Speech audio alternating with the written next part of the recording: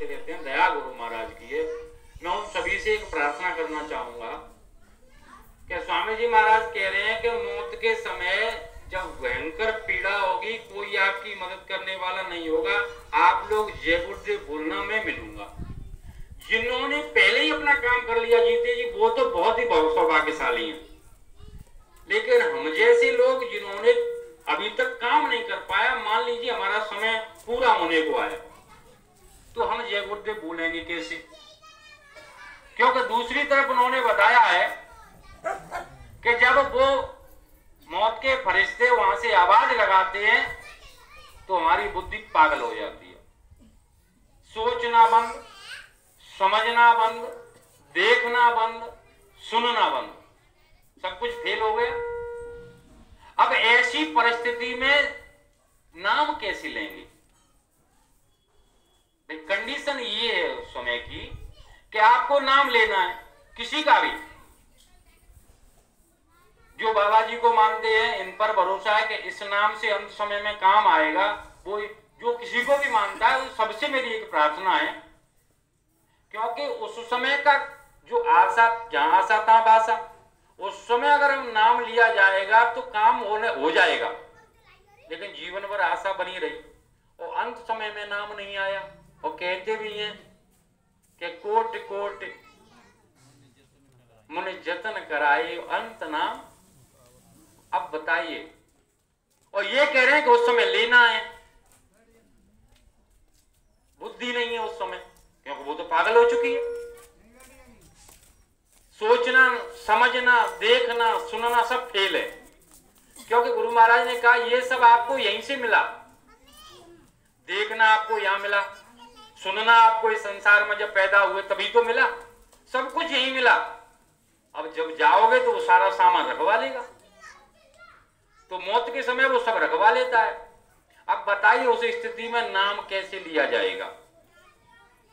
और नाम नहीं लेंगे तो काम नहीं बनेगा। और थोड़ी समय पहले ये चर्चा में आया कि ऐसा कोई बात नहीं है, कोई ऐसी और कोई ऐसा काम नहीं है जो इन्होंने कहा हो वो नहीं हो सकता। जब इन्होंने कहा है कि उस समय नाम लेना, तो लिया जा सकता है। लेकिन कैसे लिया जा सकता है, विषय ये है। तो कहने का मतलब यह है कि छोटी छोटी बातें सत्संग में हमने बहुत सुनी है। जहां कहीं भी जाते हैं हम सब सुनते हैं, सुनने के बाद में आते हैं, जब सामने वाला कोई चर्चा करता है तो हम पर्चे कहते, अरे ये तो मुझ पे आता है, मैं सब जानता हूं, वहां ये हो रहा था, मैंने सब सुन रखा है, मैं सब समझता हूं। बताइए, अगर हम आप सब समझते हैं तो फिर अब समझने के लिए क्या बाकी है? अगर सब समझ गए होते तो हम समझदार बन जाते। और समझदार वही है, गुरु महाराज ने कहा कि जो अपना काम बना ले, इस संसार से जाने का अपना मार्ग तय कर ले, समझदार वही है। और समझदार उसे नहीं कहा जा सकता कि दूसरे के काम में रातों दिन मेहनत करता है और शाम को जब भोजन की जरूरत पड़ती है तो खाने के लिए कुछ नहीं है। तो क्या किया तुमने सारे दिन? कैसा मेहनत की हमने, खूब काम किया, तो ऐसे काम से क्या लाभ है?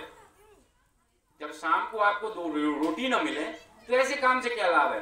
पूरा जीवन जी लिया, हम खूब समझदार बने रहे, खूब सत्संग सुने, शास्त्रार्थ किए, और अंत समय पर अपने लिए कोई प्रबंध नहीं है, तो क्या समझदारी रही हमारी जीवन जीने की? फिर हम अपने आप को समझदार नहीं कह सकते। इसका मतलब है दूसरों को दिखाने के लिए, अपने मन को पूरी तसल्ली देने के लिए हम लोग कहते हैं कि हम सब जानते हैं। जैसे एक पिता के घर में एक बेटा बहुत होनहार, बहुत होशियार है, समझदार है। पिता ने जब देखा कि बच्चा होनहार है तो उसको अच्छी शिक्षा देने के लिए प्रेरित करने लगे। सामने वाले से शास्त्रार्थ कराया उन्होंने, तो बच्चा ने उसको हरा दिया। तो पिता ने कहा कि नहीं, अभी तू कुछ नहीं जानता है। तो बेटे ने मन में सोचा कि मेरे बारे में मेरे पिता से ज्यादा शायद कोई नहीं जानता होगा। अब मेरे पिताजी कह रहे हैं कि तू कुछ नहीं जानता है, तो हो सकता है पढ़ाई में कमी रह गई, तो मैं और पढ़ाई करने लग जाऊं। अब वो और विद्या अध्ययन में लग जाता है। समय बीतता गया, बच्चा बड़ा हो गया, लेकिन उसने किसी को हराए बगैर जाने नहीं दिया। जब भी कहीं चर्चा होती, शास्त्रार्थ होता, तो वो सामने वाले को हरा देता। लेकिन पिता ने कभी उसकी तारीफ नहीं की। जब भी पिता कहता, अरे तू कुछ नहीं जानता, तू तो मूर्ख है। बेटे की शादी हो गई, घर में बहू आ गई, दरवाजे पर भीड़ लगी है, शास्त्रार्थ हो रहा है, बेटे ने उसको हरा दिया सामने वाले को। लोग तारीफ करने लगे, अरे ऐसा बहुत अच्छा बेटा है आपका, तो बड़ा होशियार है, और आज तक इसने किसी को जाने नहीं दिया, सबको हरा देता है। तो पिता खड़ा होकर बहन बोलने लगा कि आप क्या जानते इसके बारे में, मुझसे ज्यादा आप थोड़ी समझते इसके बारे में, ये कुछ नहीं जानता, मूर्ख है ये। अभी लोग गांव के कहने लगे कि कैसा पिता है ये, अपने बेटे की कभी तारीफ ही नहीं करता, उसका अपमान करता है। आज इतनी भीड़ बैठी हुई है, पूरा समाज इकट्ठा है, और बेटे ने सामने वाले को हरा दिया। लेकिन देखो पिता के भाव देखिए, पिता कह रहा है कि ये तो मूर्ख है। लोग तो चले गए, लेकिन आज बेटे के दिल में चोट लग गई। वो सोचने लगा कि जब से मैंने होश संभाला है, मेरे पिताजी मेरा अपमान ही करते चले आ रहे हैं, और मैं पढ़ता आ रहा हूं, मैंने किसी को जाने नहीं दिया, सबको हरा दिया, तो अब तो मैं खूब विद्वान हो गया। मुझे ऐसा लगता है कि मेरे पिताजी मुझसे जलते हैं।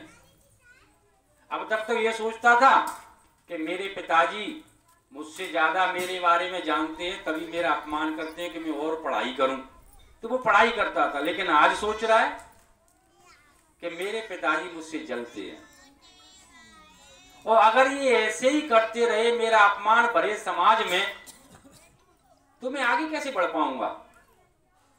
तो ऐसा करता हूं कि अपने पिताजी को ही रास्ते से हटा देता हूं। आज रात्रि को छत पे सोऊंगा, पत्थर रख लूंगा, जैसे ये पानी पेशाब के लिए घर से बाहर निकलेंगे, इनके सर पर पटक दूंगा और मार दूंगा, तभी मेरा रास्ता साफ होगा। ऐसा सोच करके बड़ा पत्थर लेकर के मुंडेर पर बैठ गया, और इंतजार कर रहा है रात्रि में कि कब पिताजी घर से बाहर निकले और कब मैं सर पर पत्थर पटकूं। उसके माता पिता नीचे सो रहे हैं। उसकी माता कह रही है उनसे कि देखो, मैं आपके और बेटे के बीच में कभी नहीं आई, आपने उसका बार बार अपमान किया, लेकिन मैंने आपको नहीं टोका, क्योंकि मैं जानती हूं इस बात को कि अपने बेटे का अच्छा भला बुरा मुझसे ज्यादा आप समझते हैं। समाज में आप रहते हैं, बाहर लोगों से मिलते हैं, तो मुझसे ज्यादा अच्छा जानते हैं। लेकिन मेरी समझ में आज एक बात नहीं आ रही है। क्या नहीं आ रही है? कि बहू आ गई है घर में, बेटे की शादी हो गई। अब आप बड़े समाज में बेटे को मूर्ख कहेंगे तो बहू क्या सोचेगी? वो तो यही सोचेगी कि जब इसका पिता कहता है कि ये मूर्ख है, तो बेटा मूर्ख ही होगा, मेरे बेटे का घर बिगड़ जाएगा। इसीलिए आपसे विनती है, अब मेरे बेटे का अपमान मत किया करो। तो आज वो पिता कहता है कि इसका मतलब ये है कि बेटे से तुम ही प्रेम करती हो, हम तो करती नहीं है। कैसा प्रेम करते हो मेरी समझ में नहीं आया।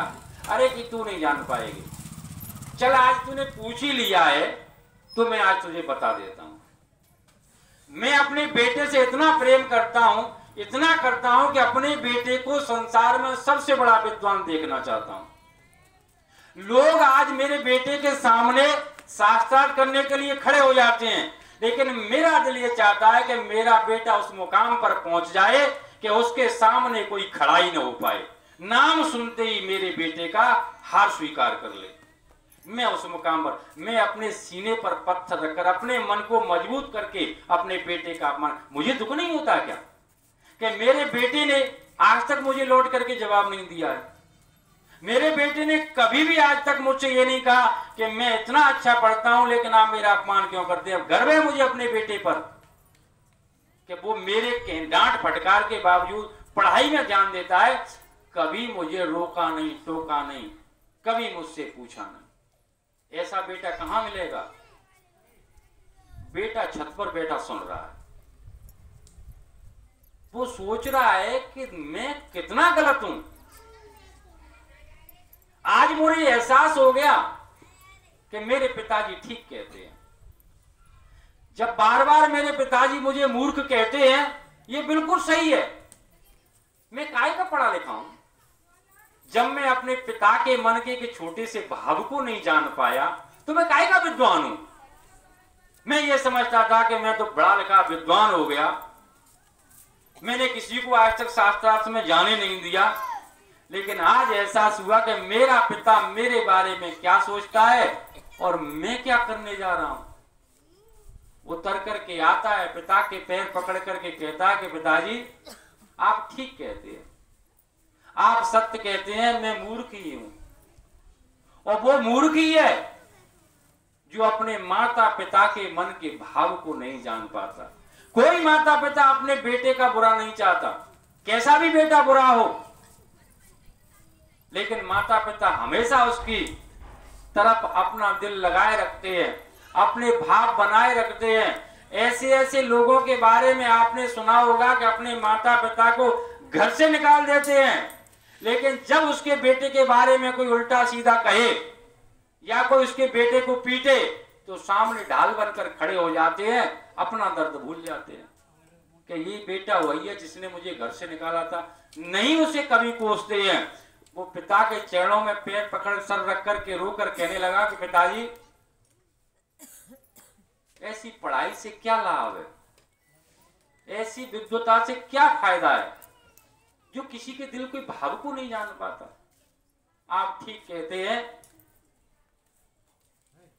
मेरे धर्म प्रेमी भाई बहनों, क्या इस स्थिति में हम नहीं हैं? क्या हम अपने माता पिता के, भाई के, अड़ोसी पड़ोसी रिश्तेदार के मन के भाव को जानते हैं? वो किस परिस्थिति में हमारे बारे में क्या कह रहा है, कभी हमने विचार किया? हो सकता है कहीं जाकर किसी स्थान पर हमारा नुकसान होने वाला हो, कोई हमें नुकसान पहुंचाने वाला हो और हमारा अपना वहां पहुंच करके हमारी बुराई करके उसका मन हल्का कर देता है कि वो तो खराब है सा, अरे उसके पीछे आप क्यों लगे हो, मैं उसको देख लूंगा, वो तो बहुत बेकार है। और हमने सुना कि मेरा अपना मेरी बुराई कर रहा है। हम नहीं समझ पाते इस चीज को। तभी तो कहा है कि निज रूप को निहार लो, बस हो गया भजन और आदत बुरी सुधर। जब तक हम अपने आप को नहीं देख पाएंगे तब तक कुछ नहीं देख पाएंगे, कुछ नहीं समझ पाएंगे।